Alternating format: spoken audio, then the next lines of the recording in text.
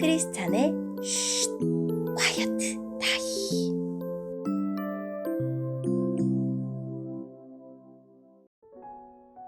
샬롬, 크리스찬 성도님들 반갑습니다. 오늘의 본문은 예레미야 21장 1절부터 14절까지의 말씀입니다. 본문의 제목은 생명의 길과 죽음의 길입니다. 본문을 읽기 전에 어떤 내용인지 요약본을 먼저 읽어드릴게요. 바벨론 왕이 공격해오자 시드기야는 예레미야 선지자에게 중보를 요청합니다. 하지만 심판은 변경될 수 없고 항복하는 것이 생명의 길이라고 하십니다. 오늘의 본문 1절입니다. 이것은 시드기야 왕이 말기야의 아들 바수훌과 제사장 마아세야의 아들 스바냐를 예레미야에게 보냈을 때에 여호와께서 예레미야에게 하신 말씀입니다. 그때에 그들은 이렇게 말했습니다. 우리를 위해서 여호와께 기도해 주십시오. 바빌로니아 왕 느부갓네살이 우리를 공격하려 합니다. 혹시 여호와께서 우리를 위해 기적을 일으켜 주시면 느부갓네살이 우리에게서 물러날 것입니다. 예레미야가 그들에게 대답했습니다. 시드기야 왕에게 이와 같이 전하시오. 이스라엘의 하나님 여호와께서 이렇게 말씀하셨다. 너희 손에는 전쟁 무기가 들려있다. 너희는 그 무기로 바빌로니아 왕과 바빌로니아 군대를 막는 데 쓰고 있다. 그러나 내가 그 무기들을 쓸모없게 만들겠다. 바빌로니아 군대가 성벽 밖에서 너희를 에워싸고 있는데 내가 곧 그 군대를 이 성 한가운데로 모으겠다. 나는 너희 때문에 크게 노했다. 나의 이 엄청난 분노를 참을 수가 없어서 내가 직접 손을 뻗어 힘센 팔로 너희와 싸우겠다. 사람이든 짐승이든 이 성에 사는 것은 다 치겠다. 그들은 무서운 병에 걸려 죽을 것이다. 여호와께서 또 말씀하셨다.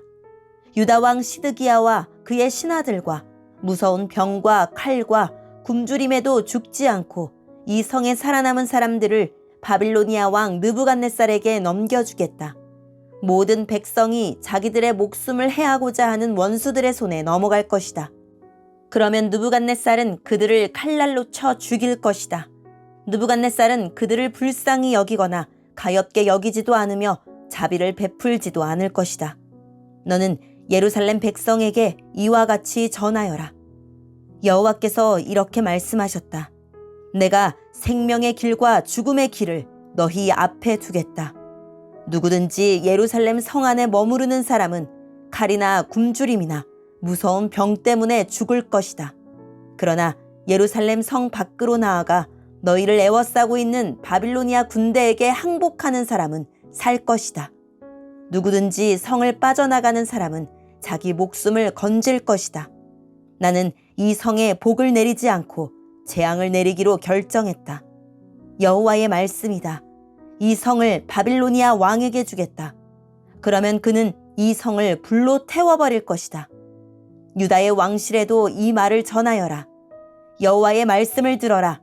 다윗의 집아, 여호와께서 이렇게 말씀하셨다. 날마다 공정한 재판을 해야 한다. 강도당한 사람을 압제자들로부터 지켜주어야 한다.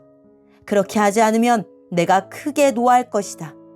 너희가 악한 짓을 하였으므로 내 분노가 불처럼 타오를 것이며 아무도 그것을 끌 수 없을 것이다. 나 여호와가 말한다.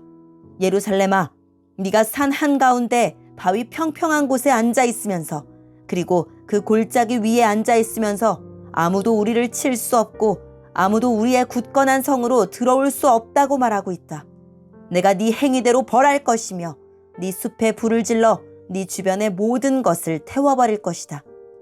나 여호와의 말이다. 아멘. 오늘의 본문을 통해 이해할 수 있는 부분은 무엇일까요? 주전 587년에 바빌론이 예루살렘을 포위했습니다. 이스라엘이 비웃고 조롱하던 예레미야의 예언이 마침내 성취된 것입니다. 위기 앞에서 시드기야 왕은 기적을 원했지만 그에게 시급한 것은 기적이 아니라 참된 회개와 진실한 믿음이었습니다.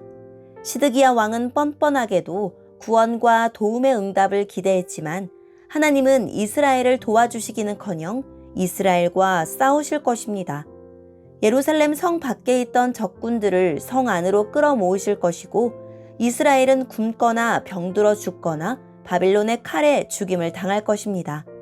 회복을 향한 유일한 길은 하나님의 심판을 받아들이고 바빌론에게 항복하는 것입니다. 자신의 죄를 인정하고 하나님의 형벌을 겸허히 수용하는 것만이 유일한 희망입니다. 이스라엘 왕들은 하나님의 뜻대로 이스라엘 백성을 다스려야 합니다.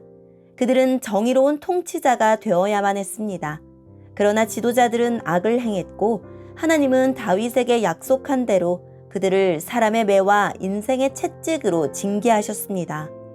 자기 상황을 겸허히 받아들이고 회개하는 자만이 회복을 경험할 것입니다. 오늘의 본문을 통해 알 수 있는 우리 하나님은 어떤 분일까요? 거짓 회개에 속지 않으시는 분입니다. 유다의 마지막 왕 시드기야는 바빌론 왕 느부갓네살의 1차 공격이 시작되자 그제야 예레미야에게 도움을 구합니다. 예루살렘의 멸망을 선포할 때는 잡아 가두더니 말씀이 실현되자 중재를 요청한 것입니다. 시온 불패의 거짓 신학을 놓지 않은 채 참 선지자 예레미야에게 당면한 위기를 모면할 기적만 주문하고 있습니다. 하나님은 출애굽의 기적을 위해 사용하셨던 손과 팔을 이제 유다를 심판하는 데 사용할 거라고 답하십니다. 포위당한 예루살렘 백성은 성 안에 고립되어 칼과 기근과 전염병으로 죽어갈 것이고 포위 기간에 살아남은 백성은 더 비참하게 죽임당할 것입니다. 시드기야 왕과 유다 백성이 살 길은 이제라도 듣고 싶은 말만 듣지 말고 예레미야가 전하는 불편한 말씀을 경청하는 것입니다.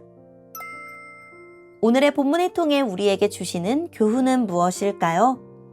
하나님이 원하시는 것은 참된 회개입니다. 위기 모면용 일회성 기도가 아니라 일상에서 기도하면서 매 순간 하나님과 동행하는 것입니다. 또한 우리는 나의 기적이 아닌 하나님의 뜻이 이루어지기를 기도해야 합니다. 매일 나는 무엇을 구하며 살아갑니까? 말씀을 듣지 않는 백성에게는 수학 공식 같은 신학 지식은 아무 도움이 되지 못합니다. 주님이 도우시면 이긴다는 훌륭한 고백도 지금 상황에는 전혀 어울리지 않는 말입니다. 심판을 받고 있는 백성이 구할 것은 주님의 도우심이 아니라 주님의 용서이기 때문입니다. 말씀을 내게 유리한 방식으로 이용하지 말고 겸손한 태도로 말씀을 들읍시다. 오늘의 본문을 통해 각자에게 주시는 성령 하나님의 음성에 귀를 기울이며 살아계신 하나님, 심판을 통해서라도 돌이키기를 원하시는 하나님, 이 길이 생명의 길인 줄 깨닫는 지혜를 부어주세요 라고 기도하고 오늘도 말씀을 붙들고 승리하는 하루를 보냅시다. 여기까지 크리스찬의 쉿 콰이어트 타임이었습니다.